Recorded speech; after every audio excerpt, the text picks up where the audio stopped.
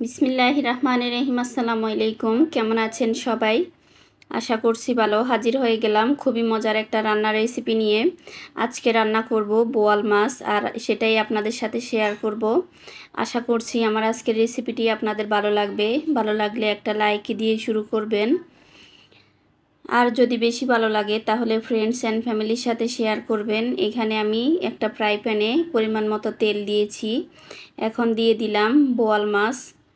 আমি মাছটাকে হলুদ লবণ মরিচ মেখে এখন ভালো করে ভেজে নিচ্ছি।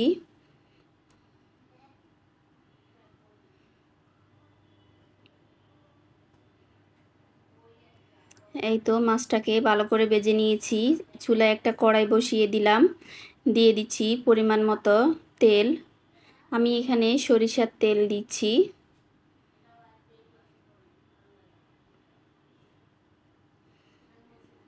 দিয়ে দিব পেঁয়াজ কুচি। পেঁয়াজটা দিয়ে ভালোভাবে কিছুক্ষণ নেড়ে ছেড়ে ভেজে নিব।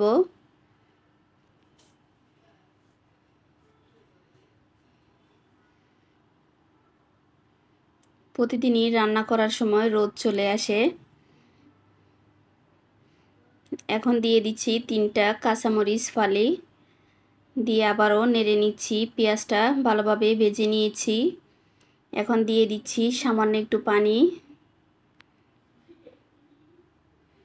দিচ্ছি হাফ চামচের থেকে কিছুটা কম আদা বাটা, রসুন বাটা, স্বাদ মতো লবণ, হলুদের গুঁড়ো, মরিচের গুঁড়ো,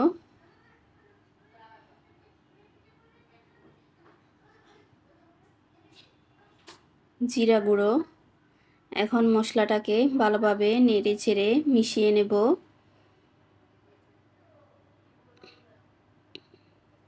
মেশানো হয়ে গেলে মশলাটাকে ভালোভাবে কষিয়ে নিতে হবে।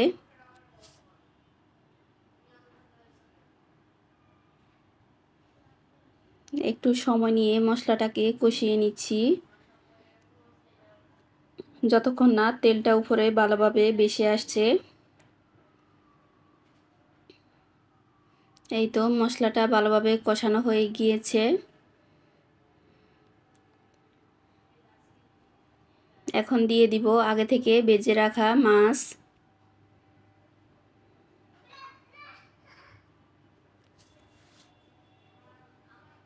দিচ্ছি পরিমাণ মতো পানি। পানিটা দিয়ে আবারও নেড়ে নিচ্ছি।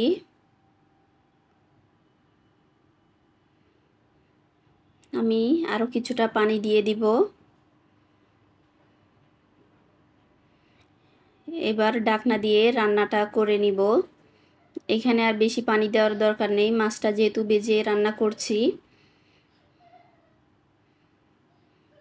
এই তো কিছুক্ষণ রান্না করে নিয়েছি।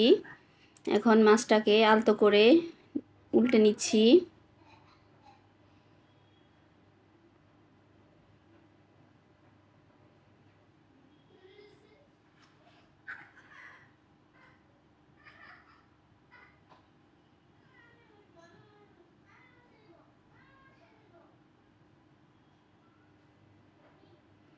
এই তো আমার রান্নাটা প্রায় হয়ে গিয়েছে।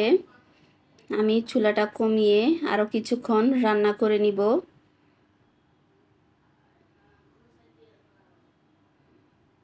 রান্নাটা খুবই লোভনীয় হয়েছে, আর খেতেও কিন্তু খুবই ভালো হয়েছিল। এভাবে একবার রান্না করে দেখবেন, যারা বোয়াল মাছ খায় না তারাও কিন্তু খাবে। দিয়ে দিচ্ছি ধনিয়া পাতা কুচি।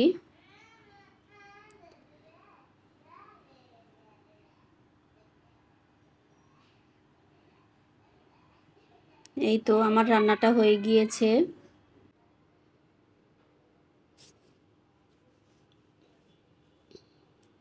পরিবেশন করে দেখাচ্ছি কেমন হয়েছে। আশা করছি আমার আজকের রেসিপিটি আপনাদের ভালো লেগেছে। এতক্ষণ যারা আমার ভিডিওটি দেখেছেন সবাইকে অসংখ্য ধন্যবাদ। দেখা হবে অন্য কোনো ভিডিওতে। সে পর্যন্ত সবাই ভালো থাকবেন। আসসালামু আলাইকুম।